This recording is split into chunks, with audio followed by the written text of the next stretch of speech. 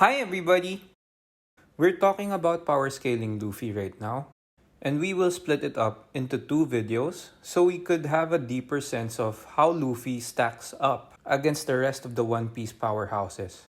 Now, let's get right into part 1, and we'll start off by saying Luffy is not yet as strong as Kaido or any other Yonko.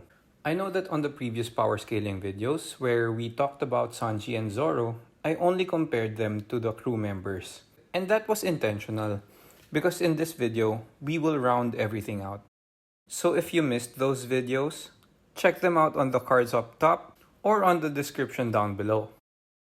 We will focus mostly on the post-time skip fights and dive right into the Fishman Island arc. Here, Luffy tamed the Kraken, Tsurume, after hitting him with the elephant gun. It was the first time we were seeing this, and Caribou, he was so scared out of his mind to even do something that will provoke the Straw Hats to beat him up. Then they get into the island and get into a skirmish with the new Fishman pirates. Luffy was awesome all throughout, and this is when he overwhelmed 50,000 enemies in an instant. Zoro and Sanji were impressed, and this confirms their suspicions about Luffy being able to use Conqueror's haki. Luffy proceeds to make a fool out of Hody and goes full-on Matrix on him. This was a Hody Jones that took a lot of pills already. They take the fight outside of Fishman Island where Hody was stronger and Luffy was exponentially weaker. This to me was Oda trying to make it a challenge for Luffy and being creative enough so that Luffy will seem like he worked for the win. And even after eating the rest of the birth control pills, Hody was only good for Luffy's third gear. It really was too easy for Luffy, and you really didn't get a sense that Luffy was challenged by Hody. We then surface into Punk Hazard, where Luffy encounters Smokey and shows how far the gap between them is now. To be candid, I felt like the only reason that Smoker was able to beat Luffy in Marineford was because that he's a Logia. If Luffy knew haki back then, it'll be too easy for Luffy. But it might just be me. We whiz past the Yeti Cool brothers and go straight to Luffy and Caesar. This fight was nothing too super. The best thing about it is that we get to see the Grizzly Magnum and move on. If you watch this scene on the anime, it felt that it was dragged on for too long.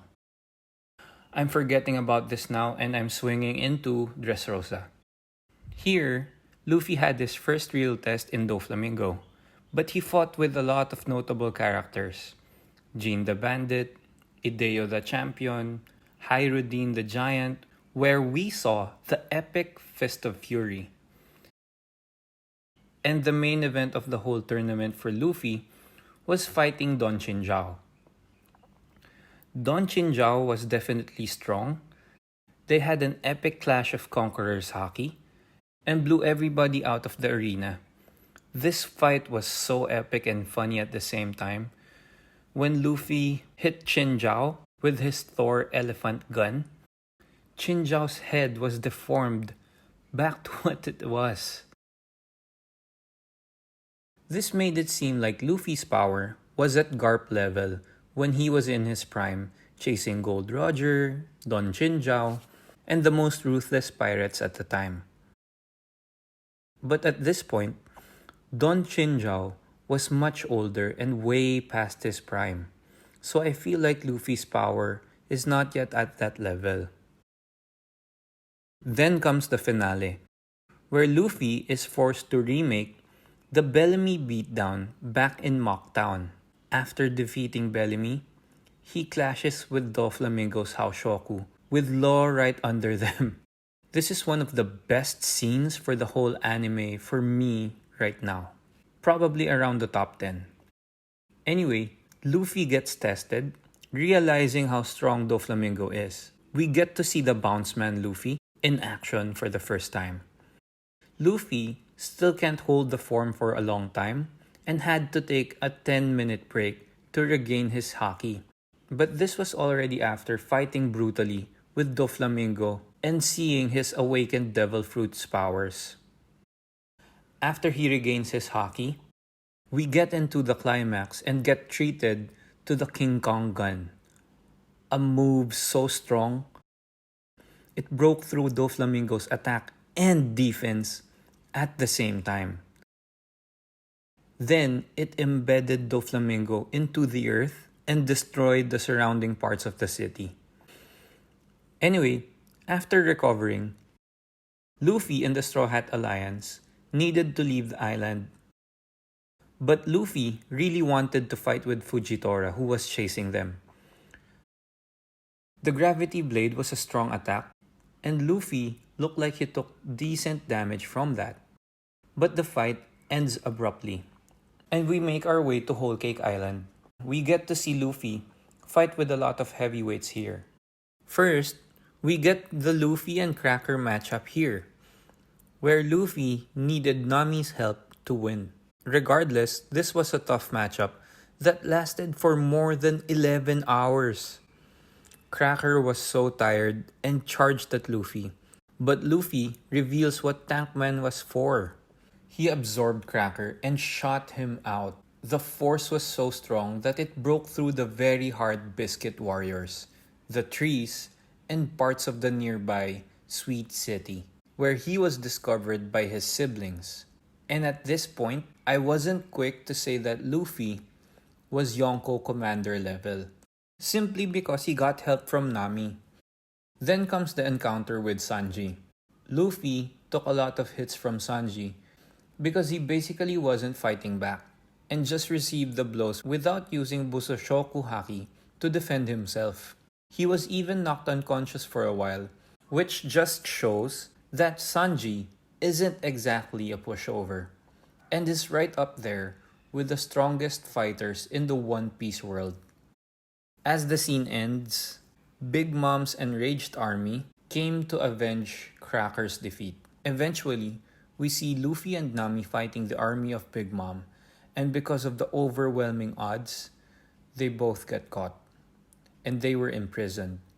We later see that Luffy encountered Big Mom, and after their talk, Luffy tried to stretch far beyond his limits and rip apart his arms. This is Luffy's sheer will we're talking about. Giving up an arm or two to achieve his goal is a small price to pay for him. We now fast forward to Luffy and Katakuri's one-on-one in the Mirror World.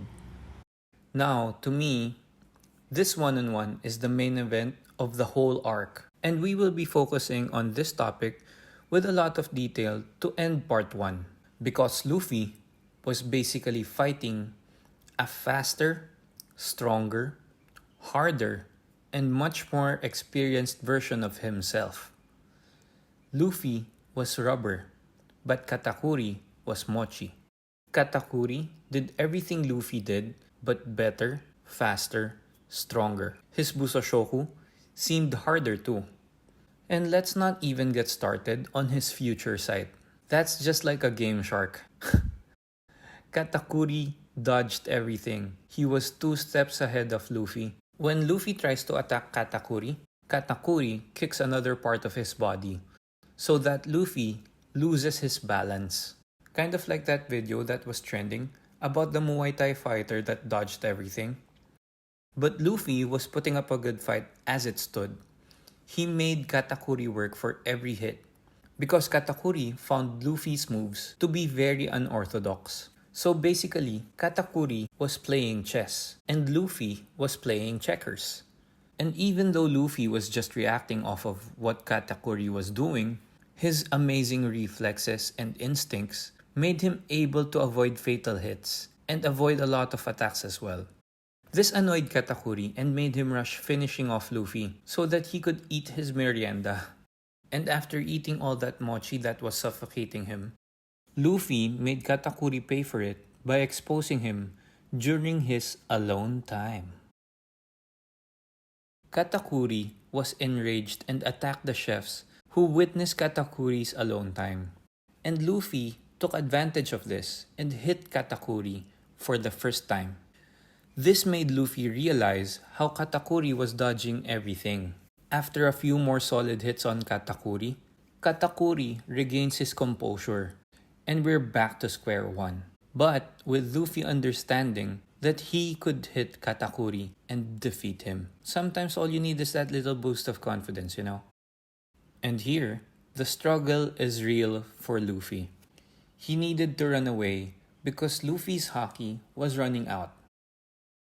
After all the reviewing I'm doing to scale Luffy and his powers, I feel like Oda loves portraying Luffy as the underdog. In Alabasta, he lost to Crocodile twice before taking the win. In Punk Hazard, even though Caesar was basically fodder except for the fact that he was a Logia, he lost to Caesar.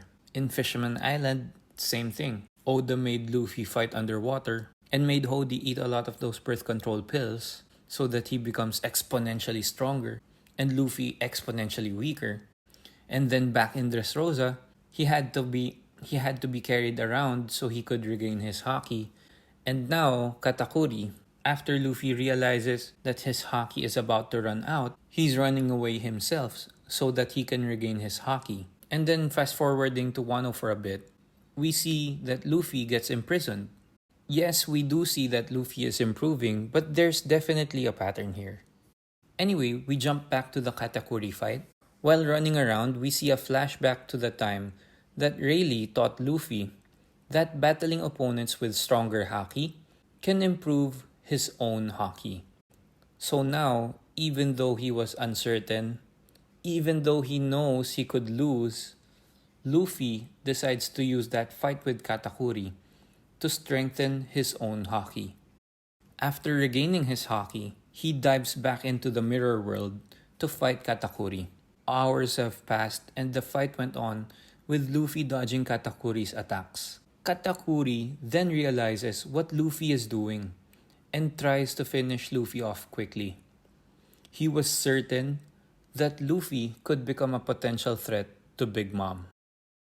Flampe had also been trying to hit Luffy and manages to do this after a long while. Luffy's foot goes numb and took a direct hit from Katakuri's Mogura. Katakuri inflicted so much damage on Luffy and realized what had happened when he heard Flampe and her minions laughing. Katakuri was so disappointed while he was thinking that Luffy just slipped. And when he realized what happened, he was so furious at Flampe for interfering with this fight. Although he decides to make it even by slashing himself up, I feel like the damage he dealt Luffy was way more than what he did to himself. In any case, the fight went on, and we see that Luffy had advanced his haki to the point that he was already trading hits with Katakuri, the sweet commander, pretty consistently. They were fighting so brutally, and they both decided that this was about to reach the climax. Now, Luffy decides to use Gear 4th, Snake Man, and after so many exchanges, they finish the fight with Katakuri's Buzzcut Mochi, where he rolls so fast and hits his opponent with a spiked Mochi mace arm, and Luffy's King Cobra, which was so fast and clad with Haoshoku Haki. After a long fight, Luffy finally beat Katakuri.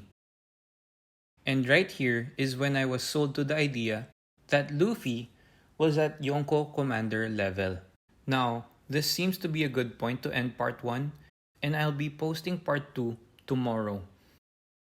Part 2 will include Wano, where Luffy, Zoro, and Sanji are at right now, and the potential power-ups for all three of them, as well as a theory, and it's a good one. So, don't miss it. And like the video if you love One Piece. Comment down below how strong you think Luffy is, and subscribe to the channel for part 2 of the power scaling video and more awesome One Piece content coming soon. Stay safe. Peace!